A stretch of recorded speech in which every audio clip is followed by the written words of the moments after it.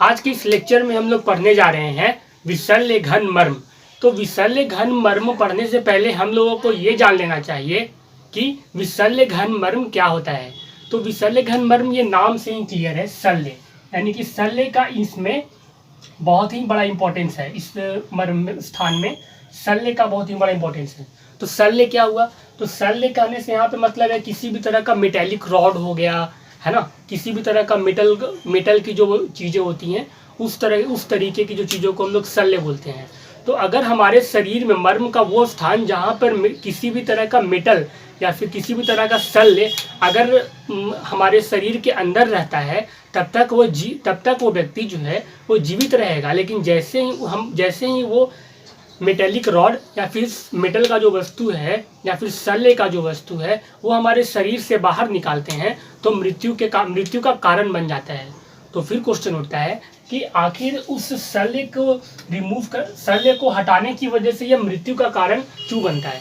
तो सब हम लोग देखेंगे। उससे पहले हम लोग ये देखते हैं कि विशल्य घन मर्म की संख्या कितनी है। विशल्य घन मर्म की संख्या के बारे में बताया गया है कि विशल्य घन मर्म जो होता है वो तीन होती है हमारे शरीर में। विशल्य घन मर्म जो है वो 3 प्रकार की होती है। कौन कौन से हैं? उच्छेप और स्थपनी। उच्छेप 2 होते हैं और स्थपनी 1 होते हैं।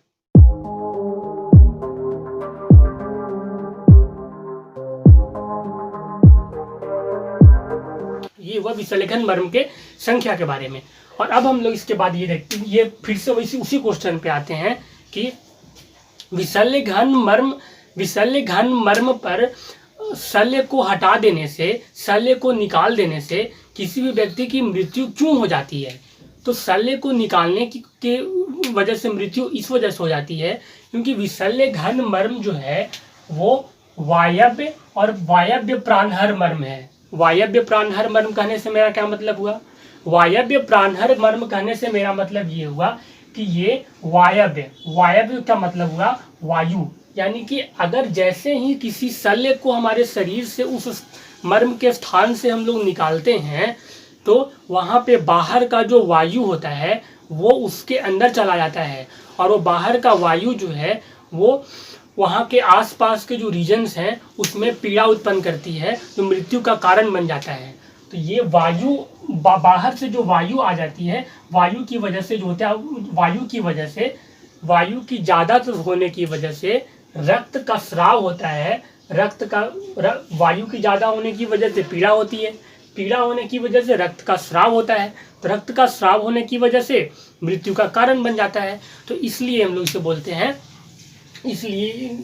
सकते हैं कि विशल्य घन मर्म जो होता है वो वायव्य और प्राणहर मर्म है।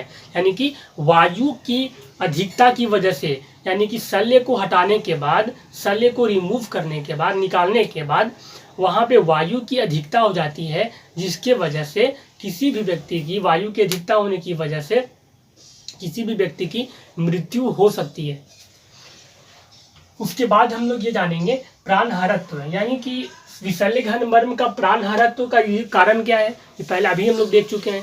विशल्य घन मर्म का प्राणहरत्व का मुख्य कारण है शल्य का हटाना। अगर वहाँ उस स्थान से शल्य को अगर हटा दिया जाए, शल्य को अगर निकाल दिया जाए तो वो जो होता है वो शल्य रहित होने की वजह से ये मारक है। यानी कि विशल्य घन मर्म स्थान पे अगर शल्य हो और उसको निकाल दिया जाए बिना किसी चिकित्सा के, बिना किसी पहले प्रिपरेशंस के अगर उसको निकाल दिया जाएगा तो वो जो है वो मारक हो जाता है, यानी कि वो व्यक्ति जो है वो मर जाता है।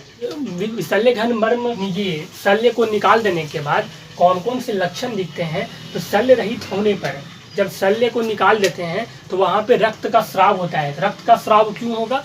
तो रक्त का स्राव इस वजह से होता है क्योंकि वहाँ पे वायु जो होता है वो बाहर का वायु वहाँ पर आक्रमण कर देता है, यानी बाहर की वायु जो है वो अंदर चली जाती है। इसकी वजह से वायु की अधिकता की वजह से रक्त की जो गति है वो बढ़ जाती है, क्योंकि वायु जो होता है वो गति का कारण होता है। वायु अगर बढ़ गया तो फिर गति, रक्त का स्राव जो है वो बढ़ना ही बढ़ना है। रक्त का स्राव जो होता है तीव्र होने की वजह से किसी भी व्यक्ति की मृत्यु भी हो सकती है। वायु बढ़ जाती है, शून्यता, वेदना, शून्यता मतलब हुआ बिल्कुल शून्य हो जाना, है ना। बॉडी बिल्कुल स्तब्ध हो जाता है, शून्य पड़ जाता है। तो शून्यता हो गया, वेदना मतलब हो गया पीड़ा, बेहोशी, वो पर्सन बेहोश हो जाएगा, मूर्छा हो जाएगा, फिर चक्कर आना, ये सब उसके लक्षण हैं।